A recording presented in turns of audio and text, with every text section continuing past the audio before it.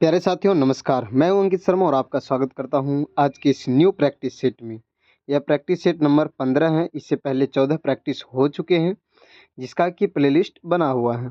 यह Delhi police constable 2025 के लिए मोस्ट इंपॉर्टेंट रहने वाले हैं, जो कि टेस्ट रैंकिंग ऐप और सिलेक्शन वे ऐप का एक पैड मॉक टेस्ट है, जिसका फ्री में हम 50 क्वेश्चंस जीके जीएस का जो है सॉल्यूशन इस चैनल पे देते हैं। साथ ही इसका पीडीएफ भी हमारे टेलीग्राम चैनल पे दिया जाता है, जिसका लिंक इस वीडियो के कमेंट बॉक्स में दिया हुआ है।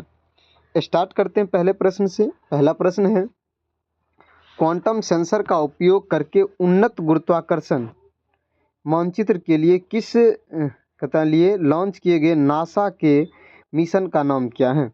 तो क्वांटम सेंसर का उपयोग करके जो है एक निश्चित यानी उन्नत गुरुत्वाकर्षण मानचित्रण के लिए नासा ने क्वांटम ग्रेविटी रेडियोमीटर पाथफाइंडर को लॉन्च किया है। ऑप्शन नंबर बी राइट हो जाएंगे। क्वेश्चन नंबर 2 है, किस वित्तीय वर्ष के दौरान भारत ने अंतर्देशीय जलमार्ग कार्गो मूवमेंट के लिए एक नया रिकॉर्ड बनाया है? तो वर्ष जो है 2000 कौन से राइट हो जाएंगे? वर्ष 2024-25 के लिए, यानी ऑप्शन नंबर सी राइट हो जाएंगे। 2024-25 के लिए जो है एक नया रिकॉर्ड बनाया है, जो कि मल्टी मॉडल परिवहन विकास के लिए इसको विकसित किया गया है। क्वेश्चन नंबर 3 है, हीमोफीलिया ए के लिए भारत का पहला सफल मानव जीन थेरेपी परीक्षण मुख्य रूप से किस संगठन द्वारा विकसित किया गया था? तो यह जैव प्रौद्योगिकी विभाग और स्टेम सेल अनुसंधान केंद्र के लिए। क्वेश्चन नंबर 4 है, वैश्विक चिंताओं के बीच चीन ने कथित तौर पर किस तकनीक प्रगति का परीक्षण किया? तो चीन ने जो है हाइड्रोजन बम का एक नया संस्करण उन्होंने खोजा। ऑप्शन नंबर बी राइट हो जाएंगे। नेक्स्ट क्वेश्चन है, क्वेश्चन नंबर 5 है, मुत्तिल गोविंदा शंकर नारायण जो है मुख्य रूप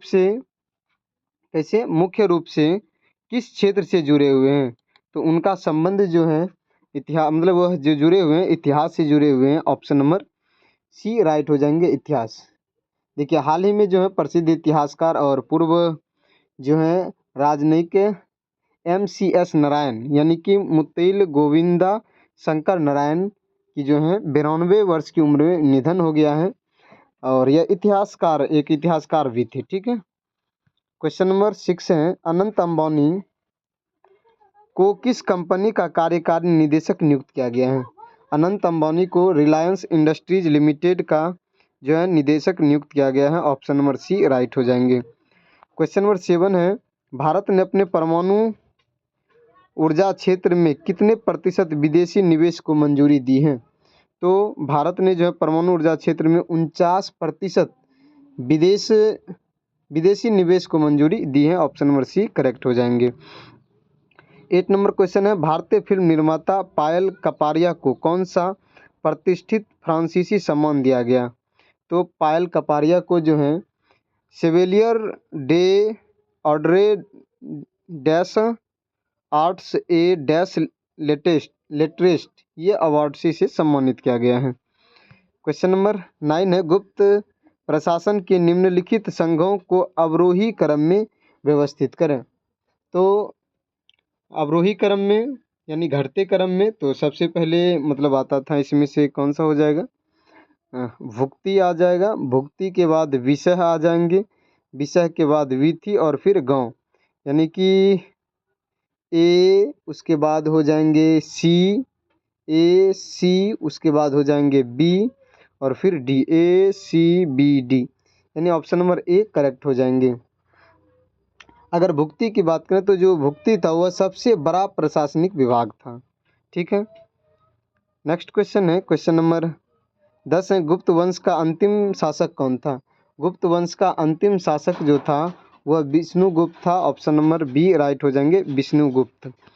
क्वेश्चन नंबर 11 है, शुंगों के पूर्वज कहाँ से आए थे? शुंगों के पूर्वज जो थे वह उज्जैन से आए थे। ऑप्शन नंबर सी राइट हो जाएंगे, उज्जैन। क्वेश्चन 12, निम्नलिखित में से किस सत्याग्रह का नेतृत्व BR अम्बेडकर ने किया था? तो भीमराव अम्बेडकर ने महार सत्याग्रह का जो है नेतृत्व किया था। ऑप्शन नंबर सी राइट हो जाएंगे। क्वेश्चन नंबर 13 है, वायकोम सत्याग्रह 1924-25 कहाँ शुरू किया गया था? वायकोम सत्याग्रह केरल से शुरू किया गया था। ऑप्शन नंबर ए राइट हो जाएंगे, केरल। क्वेश्चन नंबर 14 है, डैश मराठा साम्राज्य का अंतिम पेशवा था? तो बाजीराव द्वितीय जो था मराठा साम्राज्य का अंतिम पेशवा था। ऑप्शन नंबर बी राइट हो जाएंगे। क्वेश्चन नंबर 15 है, निम्नलिखित में से किस यूरोपीय व्यक्ति ने 18वीं शताब्दी के शुरुआती दशकों में तुर्क साम्राज्य के क्षेत्र को जब्त कर लिया था? तो जो ऑस्ट्रिया हंगरी था उन्होंने जो है तुर्क साम्राज्य के क्षेत्रों को जब्त कर लिया था। ऑप्शन नंबर ए करेक्ट हो जाएंगे। क्वेश्चन नंबर 16 है, कृष्णदेवराय विजयनगर साम्राज्य के एक सम्राट थे। वे निम्नलिखित में से किस राजवंश से संबंधित थे? तो उनका संबंध तुलुवा वंश से था। ऑप्शन नंबर ए राइट हो जाएंगे, तुलुवा वंश। क्वेश्चन नंबर 17, अनुच्छेद 370 हटाए जाने के समय भारत में कौन प्रधानमंत्री के पद पर थे? तो नरेंद्र मोदी उस समय प्रधानमंत्री थे। ऑप्शन नंबर सी राइट हो जाएंगे, नरेंद्र मोदी। यह अगस्त 2019 में हटाने का आदेश दिया गया था। क्वेश्चन नंबर 18 है, प्रधानमंत्री किसके पदेन अध्यक्ष होते हैं? तो प्रधानमंत्री जो होते हैं वह CSIR के पदेन अध्यक्ष होते हैं। ये प्रधानमंत्री जो हैं मंत्री परिषद के, ये गलत है, ऑप्शन ही इसमें गलत दिया हुआ है, इनमें से कुछ नहीं हो जाएगा। हालांकि ये हो सकता है क्योंकि CSIR जो है CSIR इसके अध्यक्ष तो नरेंद्र मोदी ही होते हैं, तो हो सकता है ऑप्शन नंबर बी राइट हो जाएंगे। नेक्स्ट क्वेश्चन है, क्वेश्चन नंबर 19 है, मंत्रिपरिषद निम्नलिखित की इच्छा प्रयत्न पद कर धारण कर सकती है? तो मंत्रिपरिषद जो है राष्ट्रपति के प्रसाद पर्यंत जो है अपना पद धारण कर सकते हैं। क्वेश्चन नंबर 20 है, उच्चतम न्यायालय या उच्च न्यायालय के न्यायाधीश को संसद द्वारा हटाया जा सकता है? तो उच्चतम न्यायालय और उच्च न्यायालय के न्यायाधीश को जो है विशेष बहुमत से जो है उसे संसद द्वारा हटाया जा सकता है। क्वेश्चन 21 है, भारत में सर्वोच्च न्यायालय की स्थापना किस अधिनियम के तहत की गई थी? भारत में सर्वोच्च न्यायालय की स्थापना जो है विनिमय अधिनियम 1773 के एक्ट से किया गया था। क्वेश्चन नंबर 22 है, पंचायती राज से संबंधित कौन सी अनुसूची है? पंचायती राज से संबंधित 11वीं अनुसूची है। ऑप्शन नंबर ए राइट हो जाएंगे, 11वीं अनुसूची। क्वेश्चन नंबर 23 है, संसद के दोनों सत्रों के बीच अधिकतम कितना समय अंतराल हो सकता है?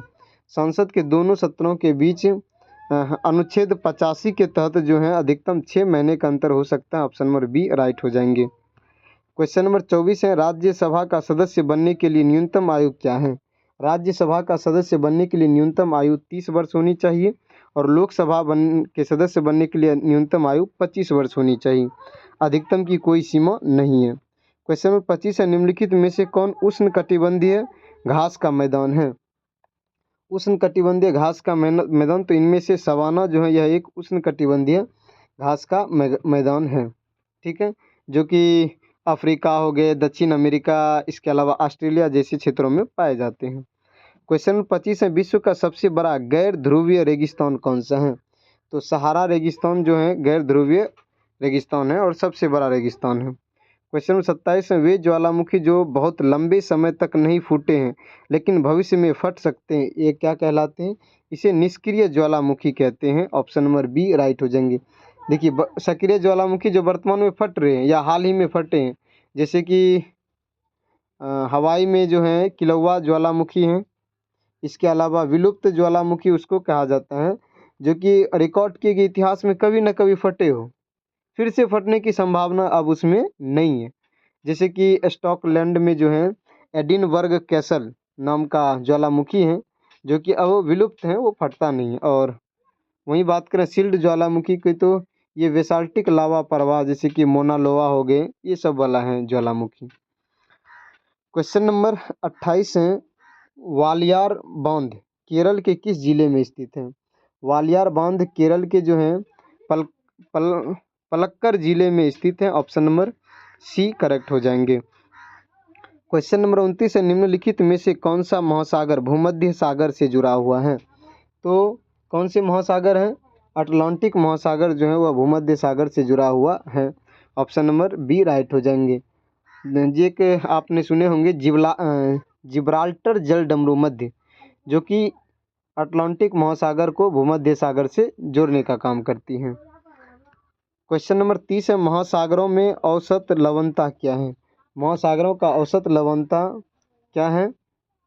तो ये जो है लगभग 35 भाग जो है प्रति हजार पे हैं ये। क्वेश्चन नंबर 31 है, यदि किसी अर्थव्यवस्था में मुद्रास्फीति लगातार बढ़ रही हो तो केंद्रीय बैंक डैश कर सकता है। तो केंद्रीय बैंक जो है रेपो दर में वृद्धि कर सकता है। ऑप्शन नंबर कौन सा राइट हो जाएंगे? सी राइट हो जाएंगे, रेपो दर में वृद्धि। रेपो दर होता कौन सी है? तो रेपो दर जो वह होता है, देखिए जिस दर पर जो है वह वाणिज्य बैंक को उधार देता है ना पैसा, वही रेपो दर कहलाता है। क्वेश्चन नंबर 32 है, हेडलाइन मुद्रास्फीति डैश के माध्यम से रिपोर्ट की गई मुद्रास्फीति का एक कच्चा आंकड़ा है। तो कौन सा उपभोक्ता मूल्य सूचकांक जो है वह कच्चा एक आंकड़ा है। ऑप्शन नंबर ए करेक्ट हो जाएंगे। क्वेश्चन नंबर 33 है, प्राकृतिक प्रक्रिया के माध्यम से किसी वस्तु का उत्पादन भारतीय अर्थव्यवस्था के किस क्षेत्र से संबंधित गतिविधि है? तो यह जो है प्राथमिक क्षेत्र से संबंधित है वस्तु का उत्पादन। ऑप्शन नंबर डी राइट हो जाएंगे, प्राथमिक। क्वेश्चन नंबर 34 है, निम्नलिखित में से कौन सा centre for monitoring Indian economy के संस्थापक हैं? तो इसके संस्थापक जो हैं डॉक्टर नरोत्तम शाह हैं। ऑप्शन नंबर डी राइट हो जाएंगे, doctor Narottam Shah. Question number 35 है, जीएसटी किस प्रकार के करों के अधीन आता है? जीएसटी जो है गुड्स एंड सर्विस टैक्स, यह एक अप्रत्यक्ष कर है। ऑप्शन नंबर बी राइट हो जाएंगे, अप्रत्यक्ष कर। क्वेश्चन नंबर 36 है, सिनेमा पर मनोरंजन कर का भुगतान किसके द्वारा किया जाता है? सिनेमा पर मनोरंजन कर का भुगतान जो है दर्शकों द्वारा किया जाता है। ऑप्शन नंबर डी राइट हो जाएंगे, दर्शकों द्वारा। क्वेश्चन नंबर 37 है, मानव शरीर में किस ग्रंथि को अक्सर मास्टर ग्रंथि कहा जाता है? तो पिट्यूटरी ग्रंथि को जो है मास्टर ग्रंथि के नाम से जाना जाता है। ऑप्शन नंबर सी करेक्ट हो जाएंगे, पिट्यूटरी ग्रंथि। क्वेश्चन नंबर 38 है, निम्नलिखित में कौन कमजोर आधार की निम्नलिखित में से कमजोर आधार की पहचान करें? तो अमोनियम हाइड्रोक्साइड यह सबसे कमजोर है इनमें से ऑप्शन के अनुसार। ऑप्शन नंबर ए करेक्ट हो जाएंगे। इसका जो वेश है ये दोनों बहुत कमज़ोर हैं। क्वेश्चन नंबर 39 है, प्रकाश संश्लेषण में कार्बन डाइऑक्साइड के उपचयन से बनता है। तो उपचयन से क्या बनता है? कार्बोहाइड्रेट बनता है। ऑप्शन नंबर सी राइट हो जाएंगे, कार्बोहाइड्रेट। क्वेश्चन नंबर 40 है, क्या होता है जब एक अम्ल और क्षार एक दूसरे के साथ प्रक्रिया देते हैं? एक अम्ल और क्षार एक दूसरे के साथ जब प्रक्रिया देते हैं, यानी अम्ल और क्षार मिलने से नमक बनता है। ऑप्शन नंबर सी राइट हो जाएंगे, नमक। क्वेश्चन नंबर 41 है, निम्नलिखित में से कौन विद्युत का सुचालक नहीं है? विद्युत का सुचालक कौन नहीं है? तो ग्रेफाइट है, सिल्वर है, कॉपर है, ब्रोमीन नहीं है। लेकिन करेक्ट आंसर भी क्या हो जाएंगे? ब्रोमीन सही हो जाएंगे, क्योंकि कहता है कौन सा नहीं है। क्वेश्चन नंबर 42 है, जागोई नृत्य निम्नलिखित में से किस राज्य का नृत्य है? जागोई नृत्य जो है मणिपुर का एक लोक नृत्य है। ऑप्शन नंबर डी राइट हो जाएंगे, मणिपुर। क्वेश्चन नंबर 43 है, निम्नलिखित में से कौन सा नृत्य यूनेस्को की अमूर्त विरासत सूची में है? तो इसमें से कौन सा नृत्य है? छऊ नृत्य जो है ये यूनेस्को की अमूर्त विरासत सूची में शामिल है। छऊ जो है उड़ीसा, झारखंड और पश्चिम बंगाल में का एक लोक नृत्य है। क्वेश्चन नंबर 44 है, डिंडी और कला नृत्य का संबंध निम्नलिखित में से किस राज्य से है? डिंडी और कला नृत्य का संबंध जो है महाराष्ट्र से है। ऑप्शन नंबर ए राइट हो जाएंगे, महाराष्ट्र। क्वेश्चन नंबर 45 है, हरियाणा के किस जिले में पोप सिंह मंदिर स्थित है? हरियाणा के किस जिले में? तो हरियाणा के जो अम्बाला जिले हैं वहाँ पर पोप सिंह मंदिर स्थित हैं। ऑप्शन नंबर डी राइट हो जाएंगे। क्वेश्चन नंबर 46 है, उत्तरी भारत में मंदिर वास्तुकला की लोकप्रिय शैली को क्या कहा जाता है? तो उत्तरी भारत का जो मंदिर है उसकी वास्तुकला की शैली जो होती है वह नागर शैली पे बना हुआ होता है। और दक्षिणी भारत का जो मंदिर है, ये नीचे वाला एरिया का जो तमिलनाडु, केरल, ये सब का जो एरिया है, यहाँ की जो मंदिरें होती है वह द्रविड़ शैली पर आधारित होती हैं। क्वेश्चन नंबर 47 है, खुआंग किस राज्य का पारंपरिक वाद्य यंत्र है? खुआंग जो है यह मिजोरम का एक पारंपरिक बांस का बना हुआ एक वाद्य यंत्र है जो कि मिजो लोक संगीत में इस्तेमाल किया जाता है। इसे मुंह से बजाया मतलब माउथ से बजाया जाता है, जो कि हवा के माध्यम से सुरीला ध्वनि उत्पन्न करने का काम करती है। क्वेश्चन नंबर 48 है, कौन सी जनजाति फसल उत्सव मनाती है जिसे पुथरी के नाम से जाना जाता है? तो कोडवा जनजाति जो है, कौन सा? कोडवा जनजाति, ये जो है फसल उत्सव मनाती हैं जिसे पुथरी के नाम से जाना जाता है। क्वेश्चन नंबर 49 है, निम्नलिखित में से कौन सी प्रथम भारतीय राष्ट्रपति डॉक्टर राजेंद्र प्रसाद की आत्मकथा है? तो प्रथम भारतीय राष्ट्रपति डॉक्टर राजेंद्र प्रसाद की जो आत्मकथा है उसका शीर्षक का नाम भी आत्मकथा ही है, यानी कि ऑप्शन नंबर कौन सा राइट हो जाएंगे? बी राइट हो जाएंगे। क्वेश्चन नंबर 50 है और ये लास्ट प्रश्न है, निम्नलिखित में से कौन on writing a memoir of the craft पुस्तक के लेखक हैं? तो इसके लेखक हैं Stephen King, option number D right हो जाएंगे। बाकी आपको यह क्लास कैसा लगा आप ज़रूर बताइएगा। एंड पीडीएफ के लिए हमारे टेलीग्राम चैनल ज्वाइन कर सकते हैं, जिसका लिंक इस वीडियो के कमेंट बॉक्स में दिया हुआ है। यह प्रैक्टिस सेट नंबर 15 था। इससे पहले 14 जो हमने कराए हैं टेस्ट रैंकिंग ऐप का, उसका एक प्लेलिस्ट बना हुआ है। इसके अलावा जो RWA ऐप पर फ्री वीकली मॉक टेस्ट होता है संडे के दिन, उसका भी इस चैनल पे जो है एनालिसिस देते हैं जीके जीएस का, जो कि काफ़ी बच्चों ने उसे पसंद भी किया है। तो आप भी ज़रूर देखिएगा, सबका प्लेलिस्ट बना हुआ है। थैंक यू, मिलते हैं नेक्स्ट प्रैक्टिस सेट में। जय हिंद।